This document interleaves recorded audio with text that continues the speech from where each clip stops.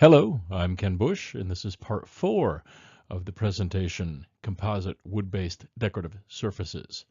In part 4, we're going to focus on thermally fused laminates, TFL.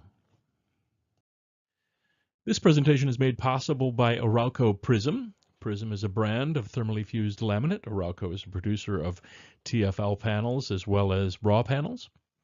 Omnova Solutions, a producer of 3D laminates, as well as other materials for the interior design markets. Wilson Art, a producer of high-pressure laminate, as well as thermally fused laminates. And Olan, a producer of decorative lightweight papers and foils. This presentation was created by Ken Bush of Material Intelligence. You can visit our website at materialintelligence.com, and you can email me, Ken, K-E-N-N, at materialintelligence.com. So the next category we're going to talk about of laminate is thermally fused laminate, TFL. It's used in many similar applications to HPL. It has a lot of the same properties. The decorative layer is essentially the same type of paper and resin system that you find in a high-pressure laminate.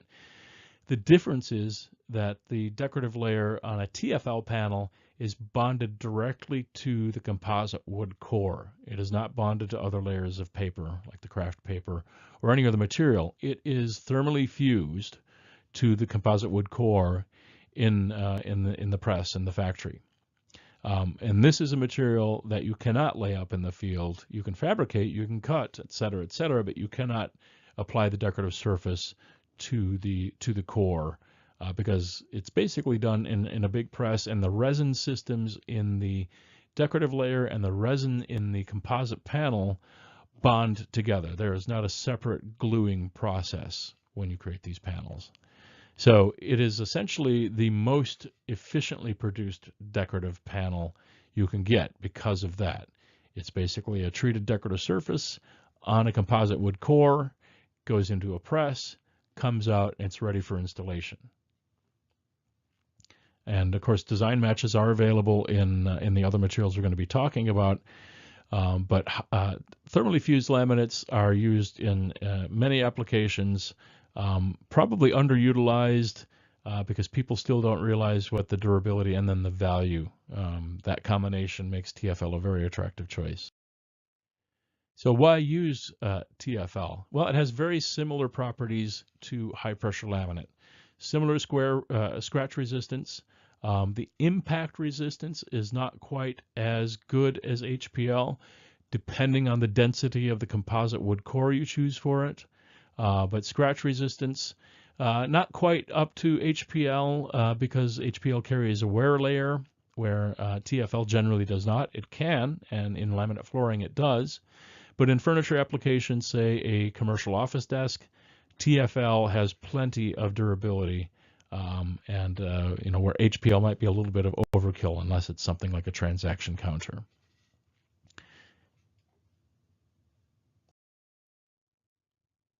So what we're looking at here is a close-up view of that desk from the last slide. That was actually at the Milan Furniture Fair a few years ago. A commercial office interiors company was showing that model.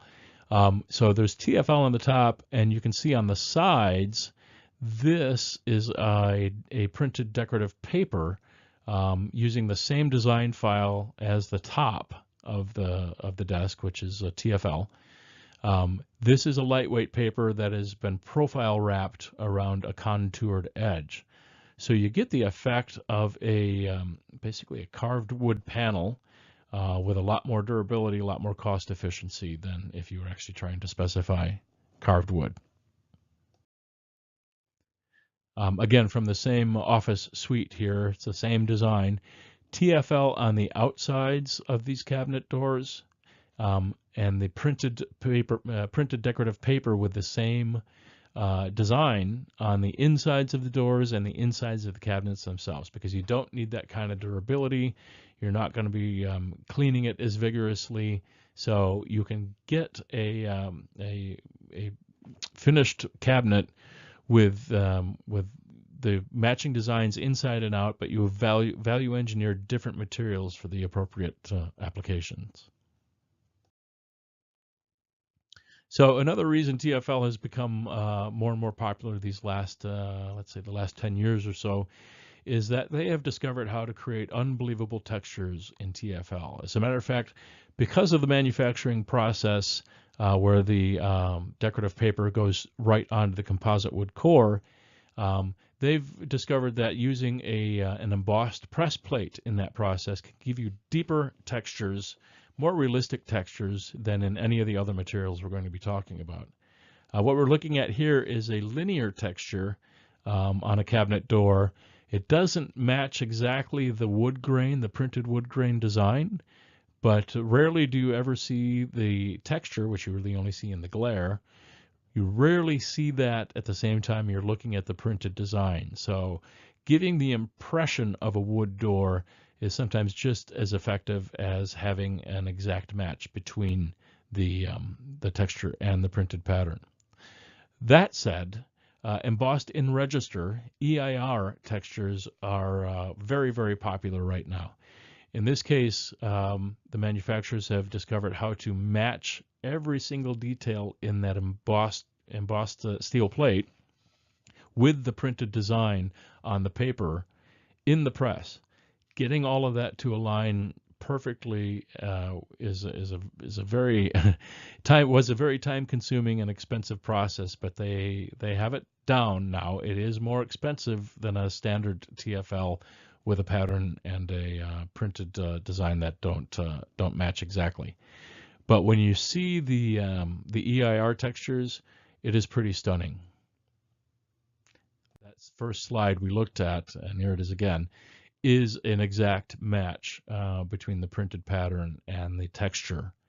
Again, the problem is, especially when trying to capture it in photography, you don't really see the printed design and the texture at the same time. You have to kind of roll the panel around and look at it in the glare, which I'm not able to do with still photography. So here's just a brief aside. Texture has become kind of the defining new technology for decorative laminates. The science behind texture, as I mentioned, getting it to align with the printed pattern, it took years and years and years to perfect.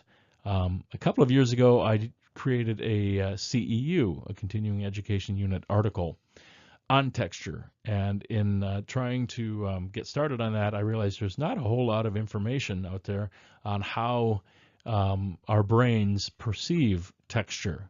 So after doing some digging, I found out something very interesting. The part of your brain that perceives touch and pressure, it's right here.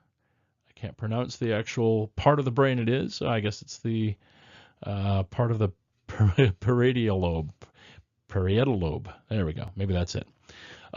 Is larger than the parts of your brain that handle vision, speech, hearing, and even concentration, planning, and problem solving. And I guess that makes sense because your skin is the largest organ in your body.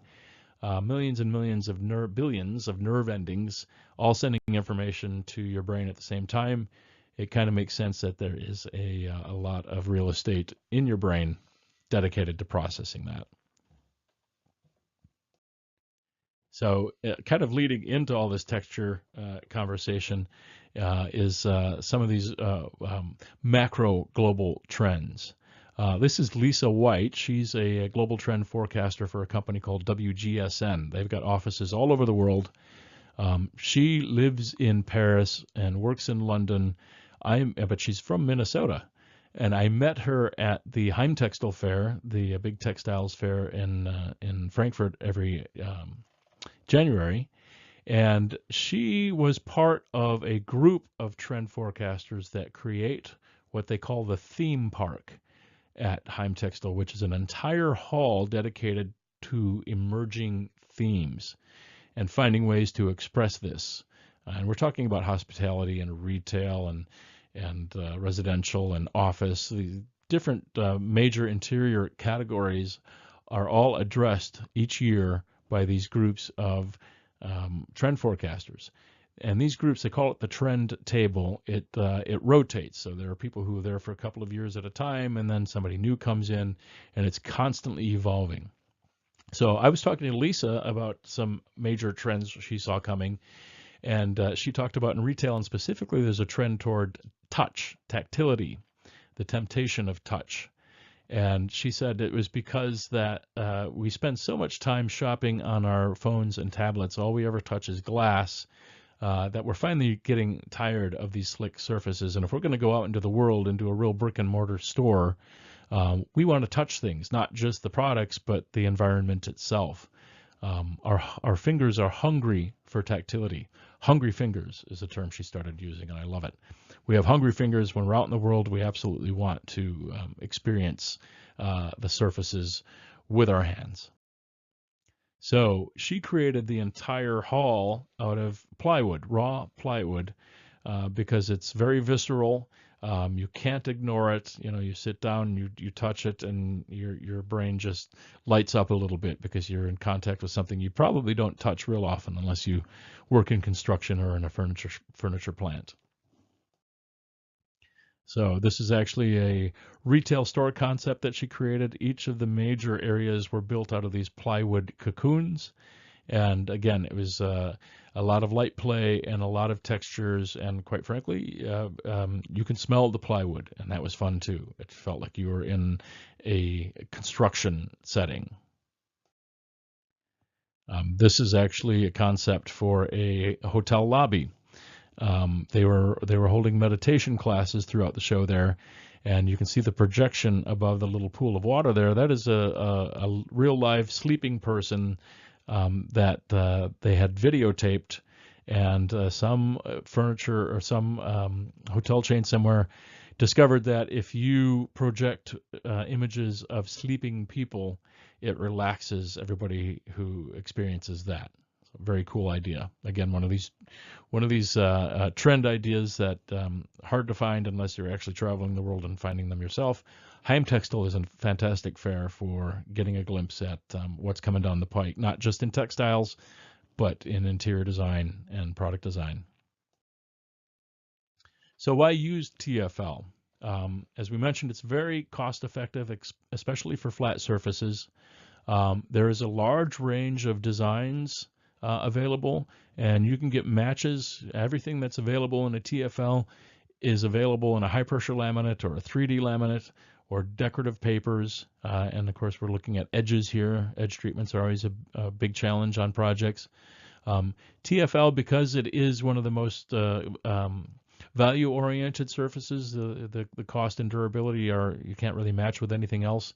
It is being spec'd more and more in more square footage in projects, commercial projects, especially hotels and educational settings, etc. Anything that TFL launches as a design is going to be matched by these other materials because there's automatically going to be a market there. So where is it used? Of course, commercial and residential cabinets and casework, doors and drawer fronts, offices, hotels, healthcare. Essentially, that's the same line from the HPL. Where is it used? In so many cases, TFL can be used in almost all the same applications. Worktops and tabletops, of course, retail displays, shelves and walls, architectural wall panels, elevator cabs. Really, in an elevator cab, anything is better than veneer. I've been in too many elevators where they've installed a beautiful veneer and it's just been abused beyond recognition. Closet and storage systems, the California closets type projects, so much of that is HPL. It is really kind of the 800-pound gorilla in the closet room. Because it's very compatible with the manufacturing processes used to create these closet systems and storage systems. They're highly machined, very tight tolerances. TFL is a perfect material for that. Signage, of course, laminate flooring. Most of the major laminate flooring brands are actually a TFL type product, most with an enhanced wear overlay. And again, in combination with the other materials we're talking about today, because all of these producers do share the same design files. Thanks for watching part 4. Stay tuned for part 5, where we're going to talk about 3DL, 3D laminates, And again, our fine sponsors below are the ones who are making all of this possible.